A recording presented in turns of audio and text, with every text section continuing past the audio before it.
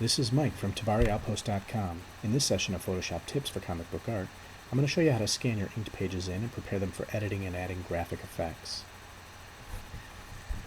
First thing we need to do in order to do this is have a final inked comic book page. Go ahead and lay that on your scanner, and we're going to import that into Photoshop. Select File, Import, and select your scanner to import.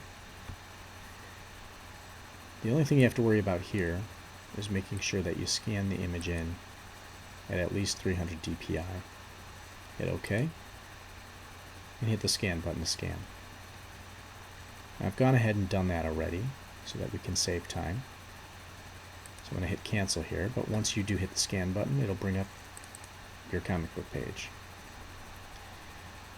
Now, my scanner scanned this image in at 8.5 by 11.69, and I actually want it to be 8.5 by 11, a standard sheet of paper. So I'm going to use the marquee tool to crop this. Select marquee, select fixed size, and then change your width to 8.5 and your height to 11. Clicking on the image will bring up a marquee of that dimension. Use the arrow keys to fine-tune and move this pixel by pixel. Once you get it in the proper area, go to Image, Crop, and it'll crop your image down to 8.5 by 11. Hit Escape to remove the marquee. Now what I want to do is work on the black lines in this page because the scanner has actually faded the black lines a little bit. It's a little grayed out. I also want to clean up a lot of these little specks and random lines that kind of made it into this scanned image here.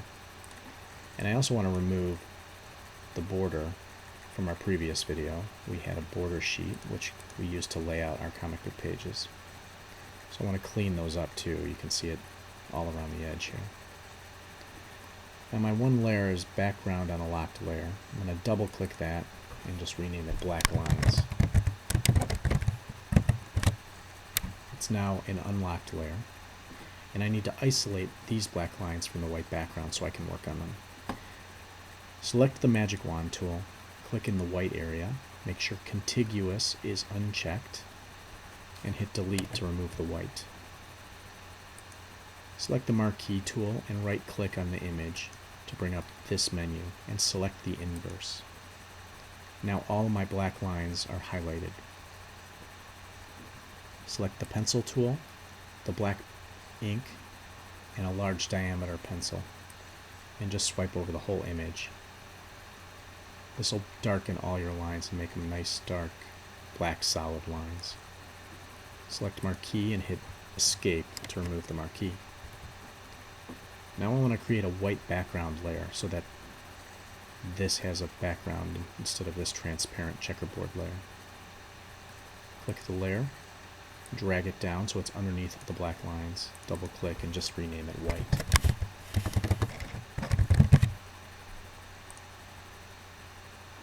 Select your paint bucket,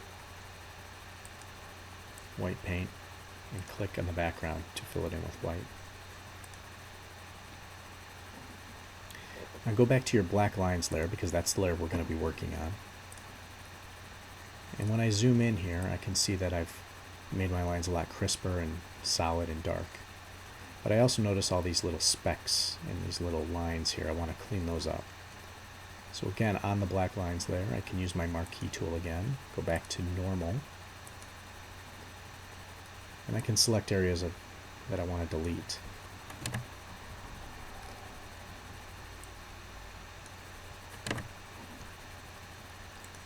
I also can use my eraser tool, change the diameter here,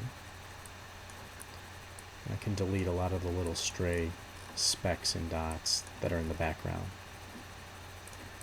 I can even go ahead and zoom in to clean up areas and use a small diameter to clean up stray lines.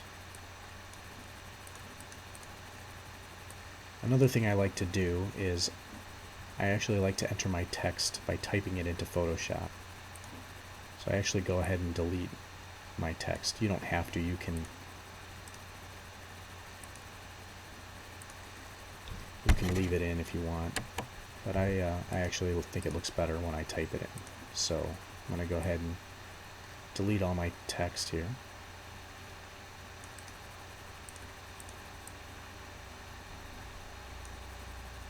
And you get the idea. Now this sheet is almost ready. Once I do all the cleanup and delete everything I want to delete, the sheet will be ready for any graphic effects that I want to add. Before I do that, I'm going to save this file so I have a clean copy. Just going to name it test for this video.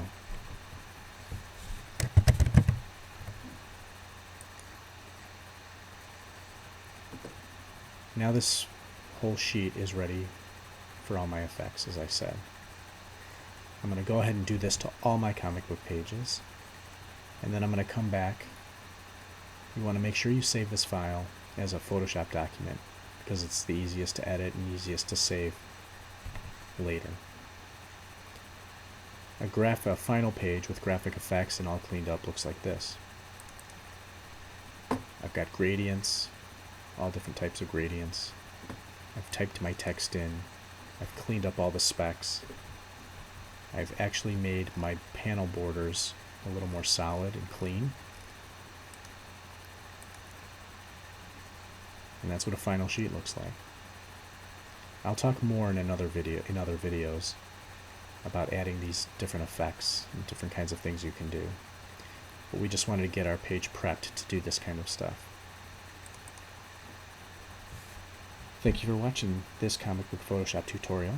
For information on my ebook, How to Create and Publish Your Own Comic Book, for information on Spectre comics, or more Photoshop comic book video tips, visit TabariOutpost.com.